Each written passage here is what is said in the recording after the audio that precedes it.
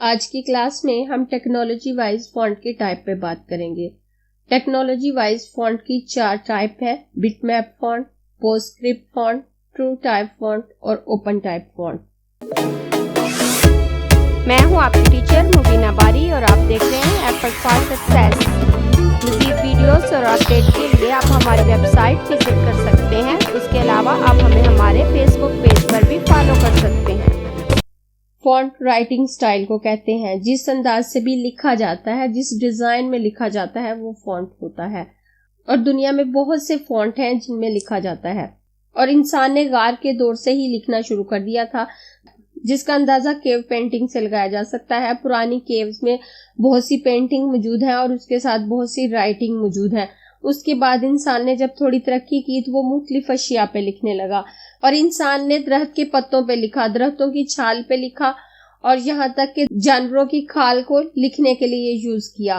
और लिखने के लिए जानवरों के पर इस्तेमाल किए, लकड़ी के कलम इस्तेमाल किए और उसके बाद कागज इजाद हुआ। और कागज की इजाद के बाद इंसान बाकायदा तौर पर मुनज़्ज़म अंदाज से लिखने लगा। उसके बाद टाइपराइटर इजाद हुए। लेकिन टेक्नोलॉजी वाइज फॉन्ट की टाइप में वो टाइप आती हैं जो कंप्यूटर टेक्नोलॉजी में यूज हुई, क्योंकि कंप्यूटर टेक्नोलॉजी की इजाद से पहले भी लिखा जाता रहा। लेकिन यहाँ जो फॉन्ट हमारे सामने है, ये वो फॉन्ट है जो कंप्यूटर टेक्नोलॉजी से रिलेटेड फॉन्ट है। तो इसमें सबसे पहले बिटमैप फॉन्ट आता है। In 1985, Apple launched Macintosh machine and introduced the concept of font, style and size. The Mac used black and white pixel to create font. 1984 में एप्पल कंपनी ने मैकिन्टोश नाम से एक कंप्यूटर लॉन्च किया। 1984 से काफी पहले कंप्यूटर इजाद हो चुका था और उसमें कुछ ना कुछ काम हो रहा था, लेकिन लिखने के लिए टाइपराइटर यूज हो रहे थे। टाइपराइटर के जरिए लिखा जाता था या फिर दूसरी प्रिंटिंग मशीनों के जरिए प्रिंट निकाले जाते थे। कंप्यूटर से प्रिंट नहीं निकाले जाते थे। 1984 में एप्पल कंपनी ने मैकिन्टोश कंप्यूटर बनाया। अब इस कंपनी की प्रोडक्ट को मैक कहा जाता है, मैकिन्टोश नाम नहीं दिया जाता। इस मशीन में एप्पल कंपनी ने पहली दफा फॉन्ट को इंट्रोड्यूस करवाया जो डिफरेंट स्टाइल और साइज में अवेलेबल था और ये स्केलेबल थे। इनको बड़े या छोटे साइज में यूज किया जा सकता था।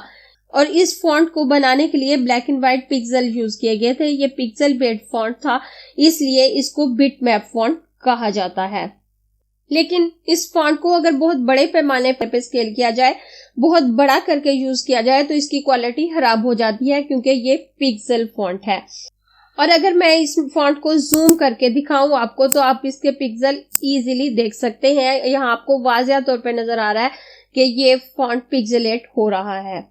और अगर मैं बिटमैप फॉन्ट के इस्तेमाल की बात करूं, तो ये फॉन्ट आज भी बहुत थोड़े पैमाने पे यूज हो रहा है। ये सिर्फ उन मशीनों में यूज हो रहा है जहां से हमें बिल प्रिंट करके दिए जाते हैं।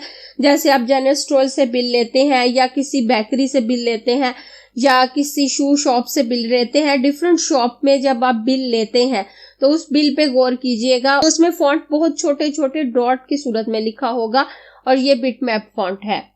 In 1985, Adobe developed new font technology and encode font with vector outline. This technology was available only in Adobe. 1985 में एडोबी ने नई फॉन्ट टेक्नोलॉजी के साथ नए फॉन्ट डेवलप किए और ये फॉन्ट उसने वेक्टर आउटलाइन के साथ डेवलप किए थे। और वेक्टर आउटलाइन के साथ फॉन्ट की टेक्नोलॉजी सिर्फ एडोबी के पास थी। वेक्टर आउटलाइन वाले फॉन्ट को पोस्टस्क्रिप्ट फॉन्ट कहा जाता है।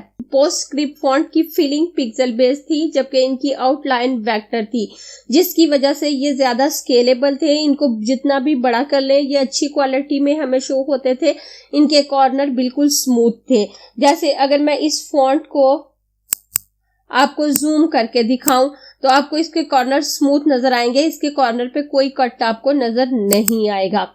और एप्पल कंपनी ने भी एडोबी से पोस्टस्क्रिप्ट फॉन्ट का लाइसेंस हासिल किया और ये दोनों कंपनियां इन फॉन्ट को यूज करने लगी।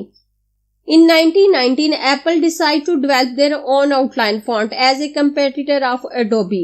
These fonts scalable for every size that font type called True Type font. 1990 में एप्पल ने एडोबी के कंपेटिटर के तौर पर खुद के आउटलाइन फॉन्ट डेवलप करने का फैसला किया और ये फॉन्ट ज्यादा स्केलेबल थे और इन फॉन्ट को ट्रू टाइप फॉन्ट कहा जाता है। ट्रू टाइप फॉन्ट भी आउटलाइन के साथ थे और ज्यादा अच्छे से स्केलेबल थे, इनको जितना भी चाहे स्केल करके यूज किया जा सकता था।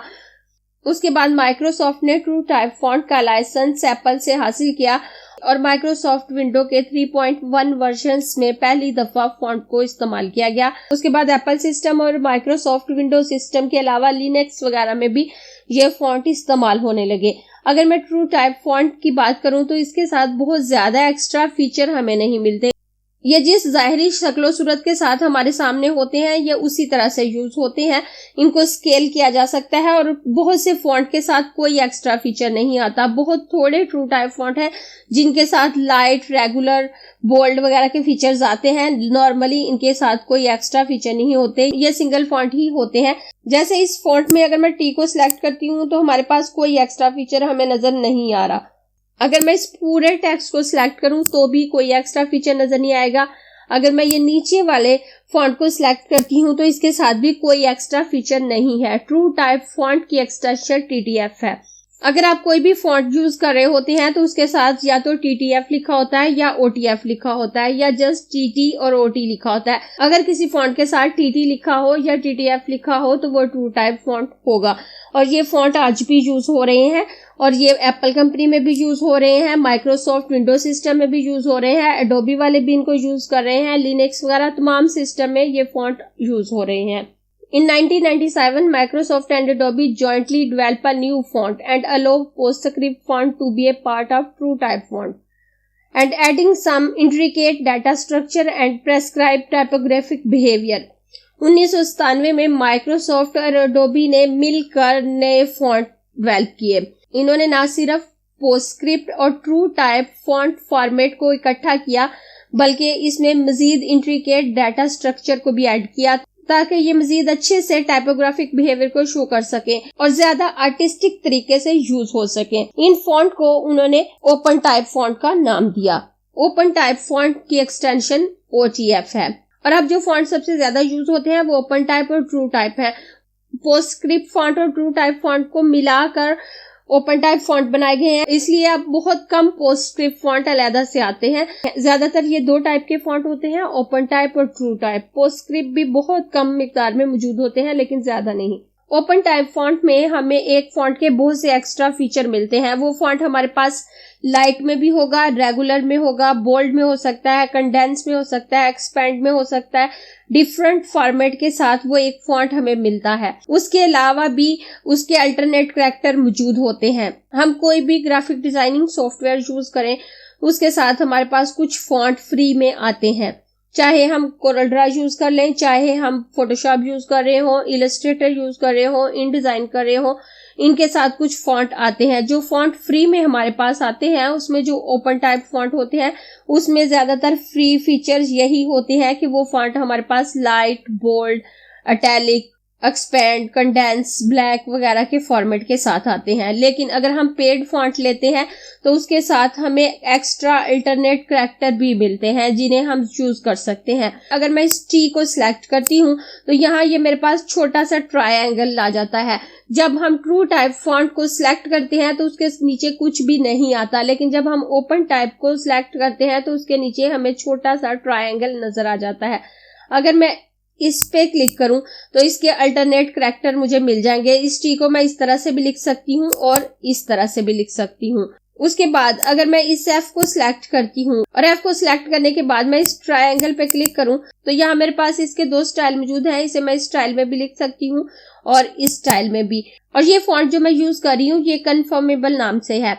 ये ऊपर मैंने एरियल फॉन्ट लिया है और ये फॉन्ट तकरीबन तमाम ग्राफिक डिजाइनिंग सॉफ्टवेयर के साथ फ्री में आता है। और अगर मैं इस पे क्लिक करूं, टी पे क्लिक करके इसके नीचे ट्रायंगल पे क्लिक करूं तो यहाँ आप देख सकते हैं इसके जो मुझे फीचर मिल रहे हैं उसमें ओरिजिनल है, स्मॉल कैप है, स्टाइलिस्टिक है और स्टाइलिस्टिक सेट 3 है। और लेकिन ये तमाम सिंपल ही हैं। जो नीचे फॉन्ट है इसमें हमें ज्यादा खूबसूरत स्टाइल मिल रहा है क्योंकि ये फॉन्ट मैंने डाउनलोड किया था। उसके बाद मैं नीचे आऊं तो नीचे जो फॉन्ट मेरे पास मौजूद है ये हेलो हनी के नाम से है। और अगर इसमें मैं एन को सिलेक्ट करूं और सिलेक्ट करने के बाद इस ट्रायंगल पे क्लिक करूं तो यहाँ इसके 4 स्टाइल मुझे मिलते हैं।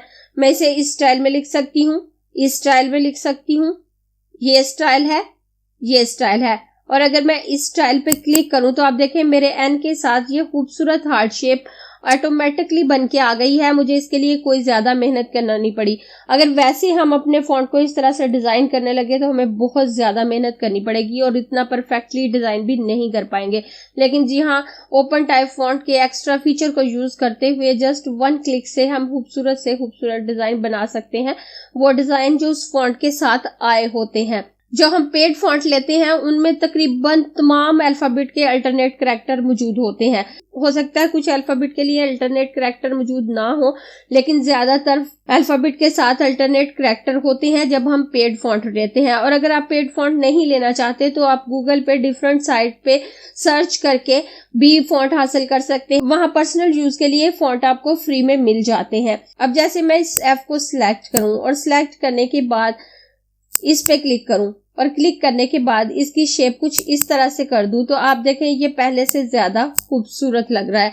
इस तरह से हम इजीली इसको डिजाइन कर सकते हैं। और ओपन टाइप फॉन्ट को तो हम कहीं पे भी यूज कर सकते हैं। उसके बोल्ड या एक्स्ट्रा बोल्ड फीचर को हम हेडिंग के लिए यूज कर सकते हैं और लाइट और नॉर्मल टाइप को हम पैराग्राफ के लिए यूज कर सकते हैं। लेकिन अगर अल्टरनेट करैक्टर की बात करूं, अल्टरनेट करैक्टर को हम एक दो वर्ड में यूज कर सकते हैं, बहुत बड़े पैमाने पे यूज नहीं कर सकते। जैसे अगर हमें किसी कंपनी का नाम लिखना है तो हम उसमें ओपन टाइप के एक्स्ट्रा फीचर को यूज कर लेंगे, या फिर अगर हम किसी लोगो में से यूज करना चाहें तो भी ये बहुत खूबसूरत लगते हैं। जैसे यहाँ ये एक ही लाइन लिखी हुई है ओपन टाइप फॉन्ट और यहाँ मैंने ये शेप इस्तेमाल कर ली, ये अच्छी लग रही है। यहाँ मैंने एफ का ये वाला डिजाइन इस्तेमाल कर लिया, अच्छा लग रहा है। लेकिन अगर मैं बड़े पैमाने पे इस स्टाइल को अप्लाई करती हूँ तो एक पैराग्राफ में बार बार ये हार्ट शेप आ रही है, बार बार ये लंबी सी लाइन आ रही है, तो इससे एक तरफ तो हमारे फॉन्ट की रीडेबिलिटी मुतासिर होगी, वो अच्छे से पढ़ा नहीं जाएगा। एक बहुत एक्स्ट्रा डिजाइनिंग ऐड होने से वो बहुत बुरा लगेगा, अच्छा नहीं लगेगा। जब आप ओपन टाइप फॉन्ट के एक्स्ट्रा फीचर को यूज करते हैं तो आपको बहुत केयरफुली उन्हें यूज करने की जरूरत होती है। कंपनी के नाम, लोगो या एक लाइन के लिए आप ये फीचर यूज कर सकते हैं, या फिर हेडिंग में यूज होने वाली लाइन के लिए आप एक्स्ट्रा फीचर को यूज कर सकते हैं। और इसके बाद नेक्स्ट वीडियो में मैं आपको स्टाइल वाइज फॉन्ट की टाइप बताऊंगी और उनका इस्तेमाल करना बताऊंगी। और सबसे ज्यादा जिस टाइप को सामने रखते हुए हम फॉन्ट को यूज करते हैं वो स्टाइल है, इसलिए नेक्स्ट वीडियो लाजमी देखिएगा अगर आप फॉन्ट के इस्तेमाल को अच्छे से सीखना चाहते हैं। अगर आपको ये क्लास पसंद आई है तो लाइक कीजिए, अपने दोस्तों के साथ शेयर भी कीजिए ताकि वो भी सीख सके। आप अपने क्वेश्चंस और व्यूज नीचे कमेंट बॉक्स में लिख सकते हैं। और अगर आपने चैनल सब्सक्राइब नहीं किया तो प्लीज सब्सक्राइब कीजिए ताकि आपको आने वाली वीडियोस का नोटिफिकेशन फौरन से मिल सके।